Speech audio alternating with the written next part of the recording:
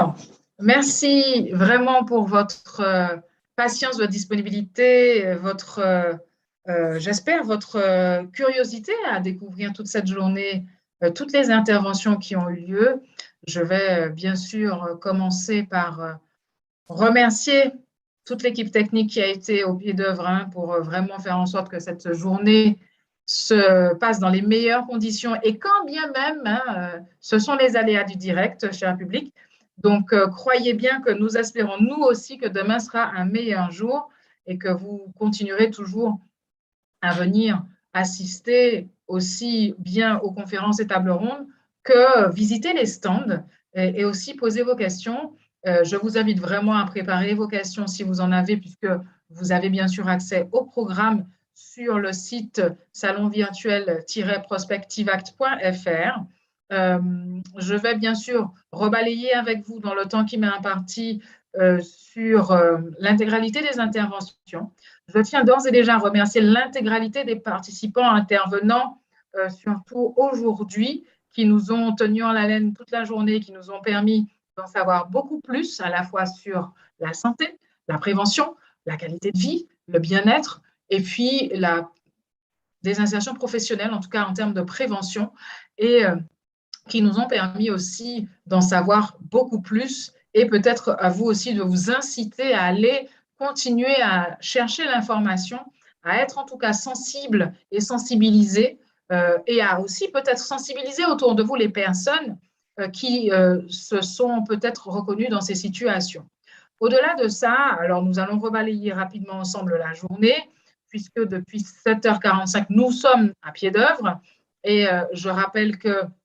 nous avons ouvert ce salon avec un focus sur les travailleurs indépendants et les travailleurs non salariés, un focus particulier aussi sur le monde agricole et maritime.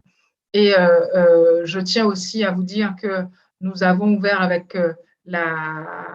très chaleureuse et bienveillante allocution du directeur de cabinet de la délégation interministérielle à l'égalité des chances de l'Outre-mer, qui nous a renouvelé bien évidemment, et nous l'en remercions déjà, son soutien au développement des partenariats et puis aussi à la présence sollicitée des autres territoires ultramarins. Nous avons enchaîné aussi avec la dette de Guadeloupe et son nouveau directeur qui sera officiellement intronisé à partir du 11 mai, si mes souvenirs sont bons. Nous lui souhaitons également la bienvenue sur le territoire de la Guadeloupe et puis qui nous a permis de prendre aussi la mesure du dispositif PRIT et de vouloir absolument s'engager auprès des entreprises en termes d'insertion professionnelle et de vouloir, en tout cas, d'appeler de ses voeux une société inclusive, proactive, ce que nous appelons également de nos voeux. Nous avons enchaîné ensuite avec le CREDIR, qui, du coup, nous a présenté effectivement le fait que beaucoup de situations ont été démultipliées de par la crise concernant les conséquences pour les travailleurs indépendants, les chefs d'entreprise et salariés sur les situations de burn-out, surtout d'épuisement professionnel. Comment faire en sorte de croire en soi malgré les difficultés, les vicissitudes rencontrées. Il nous a bien sûr parlé du fait que la lassitude, l'épuisement et la solitude ont été malheureusement initiés, je dirais que c'est le contre-coup du télétravail. Et puis, face à ça, en réponse, il nous a proposé, bien sûr, de mettre en place des projets, de mettre en place ce qu'il a appelé les 3 S, c'est-à-dire le sport, le sommeil, la santé, et puis, bien sûr, de jouer collectif. Donc, c'est vrai que nous aurions pu aller plus loin sur cette question, l'idée étant de permettre et de faire comprendre aussi qu'il faille consulter, parce qu'il y a eu, je dirais, un délaissement du monde médical depuis ces 2 années, ce qui peut se comprendre avec les 4 périodes de confinement recensées, et surtout de se dire que il y a une vraie crise, une vraie prise de conscience d'une situation alarmante concernant la santé mentale, la surcharge mentale,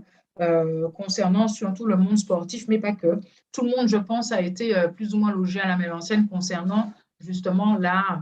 les contre-coups, si je puis dire, de cette crise et des confinements successifs. Il faut trouver une source d'équilibre importante. Il faut pouvoir apprendre à traverser cette crise de manière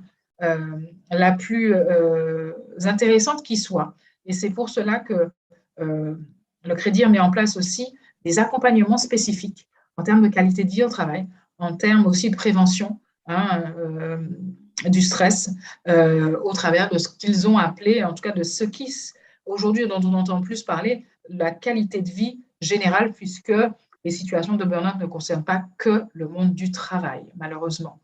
Nous avons enchaîné aussi avec, effectivement, la MSA, qui, du coup, nous a fait et aussi le CIST de Guadeloupe, qui nous ont fait un beau tour d'horizon de la santé et de la sécurité au travail, en termes d'hygiène de vie, en termes de prévention de la désinsertion professionnelle des travailleurs agricoles, en termes aussi de sensibilisation à la protection de son corps, à la surveillance de son alimentation saine de préférence, et surtout à la préservation du sommeil, puisque tous ces indicateurs jouent également dans la santé et la sécurité au travail en termes de prévention. Et puis, nous avons eu une belle intervention également concernant les accidents de travail et maladies professionnelles et surtout la présentation de la cellule pluridisciplinaire de maintien en emploi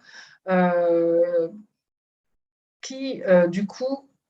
met en œuvre le PAC orientation et puis le fait d'avoir un référent maintien en emploi. Nous avons enchaîné ensuite avec une belle intervention de M. Leroy sur la santé au travail et la protection sociale. C'est vrai que l'idée était de présenter les offres de services pour les travailleurs salariés et non salariés, de savoir aussi qu'il y a aujourd'hui, depuis quelques années, en tout cas depuis la mise en place de l'ANI en 2016, de la prise en charge de la partie mutuelle concernant effectivement la mutuelle qui est devenue obligatoire pour les employeurs, le fait aussi de développer des services sur l'aide psychologique, sur le bien-être pour consommer moins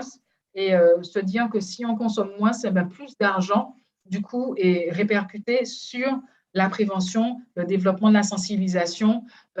et surtout faire comprendre aux adhérents que quand on est moins malade, on est mieux prévenu. Donc,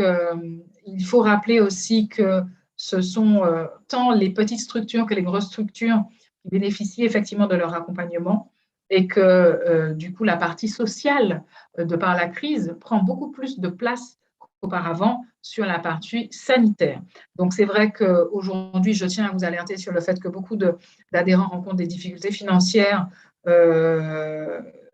et surtout que la partie psychologique en termes d'accompagnement trouve ses lettres de noblesse au sein de l'accompagnement de la mutuelle UFR. Donc, c'est vrai que l'accent a été mis sur le fait que les années à venir seront sensibles et qu'il y aura un impact fort sur la santé, d'où effectivement la prévention qui reste la prévention primaire surtout, même s'il y a aussi les préventions secondaires et tertiaires, qui reste la clé effectivement pour aider d'eux-mêmes les aidants en termes de bien-être. Nous avons enchaîné par la suite avec le fonds d'indemnisation des victimes des pesticides en Outre-mer. C'est la grande avancée, aussi la bonne nouvelle pour nos territoires, le fait qu'il y ait quand même déjà un certain nombre de dossiers qui soient déposés et la mise en place du dispositif Aller Vers afin de limiter effectivement d'inciter les victimes à se déclarer également. Nous nous sommes rendus compte que les enfants sont également exposés in utero et qu'il y a aujourd'hui une prise en charge vraiment spécifique concernant effectivement un fonds pour les enfants victimes aussi des pesticides. Je rappelle aussi que les ayants droit sont également indemnisés en cas de décès de la personne victime.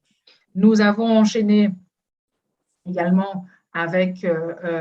aussi une intervention l'après-midi, cette fois-ci, concernant la préservation du capital santé et s'agissant des thérapies non médicamenteuses, sport en entreprise, sport sur ordonnance, belle intervention sur l'activité physique adaptée de la mutuelle Sport Santé de Guadeloupe, du CREPS, de la mutuelle UFR et de l'association Les Dauphins du Moule. Je pense que tout le monde, si vous étiez là ou si vous regardez les replays, vous comprendrez de quoi je parle. Donc, je vous invite aussi à regarder les replays. Vous verrez qu'il y a aujourd'hui des accompagnements qui sont très dynamiques, qui sont mis en place sur la mise en mouvement des personnes en termes d'activité physique adaptée, et qu'il y a également des prises en charge en psychologie et en diététique qui vous sont offertes par rapport à la prise en charge globale de l'individu. Nous avons ensuite continué ce début d'après-midi avec effectivement le monde maritime, de belles interventions également à ce niveau-là sur le monde maritime, de voir que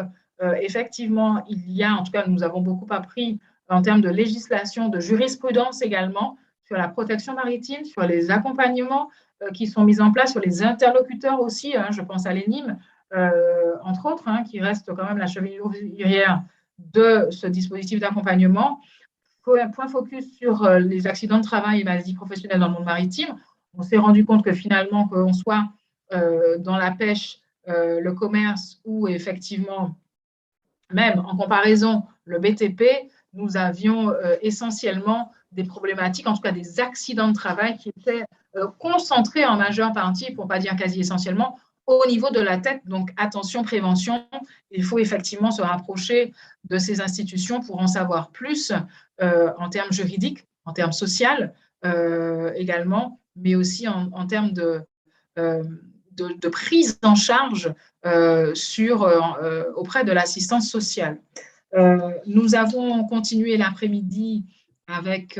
une nouvelle table ronde tout aussi intéressante concernant spécifiquement les chefs d'entreprise. Il s'agissait aussi de faire le point et de permettre la symbiose des interventions entre le cabinet ACOA, le médecin du travail,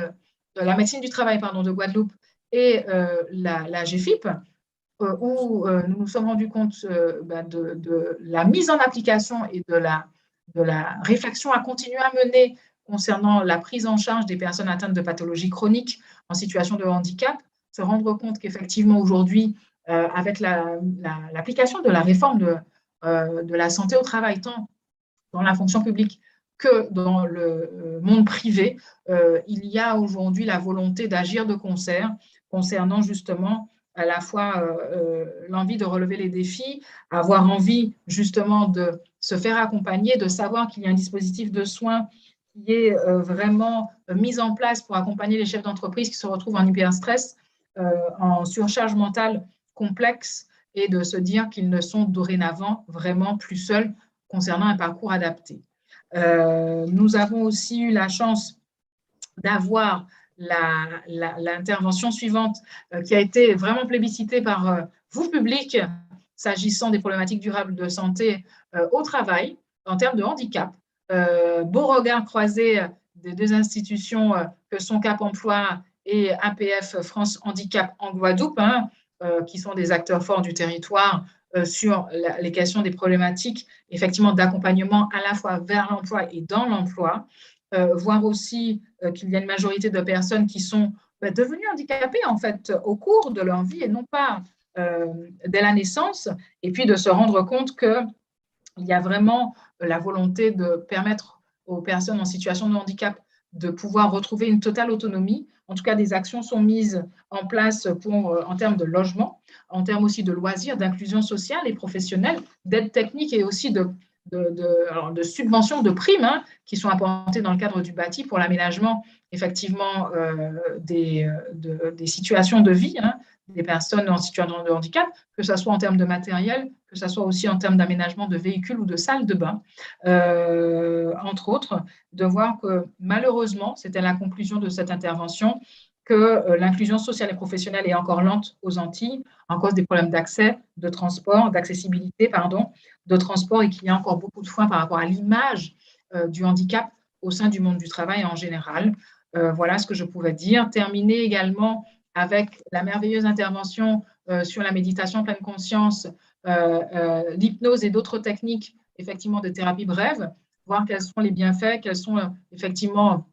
les répercussions qui pourraient être positives sur le domaine de la santé au travail qui a été mené par le cabinet ACOA. Sur ce, voici la synthèse de la journée que je pouvais vous présenter aujourd'hui, vous rappeler que nous sommes toujours là demain et que nous vous attendons nombreux pour venir nous retrouver. Et j'espère que vous passerez une douce nuit et surtout qu'elle sera en tout cas riche de foisonnement, de bouillonnement sur aujourd'hui aussi l'information que vous pouvez répercuter à votre entourage, qu'il soit personnel, familial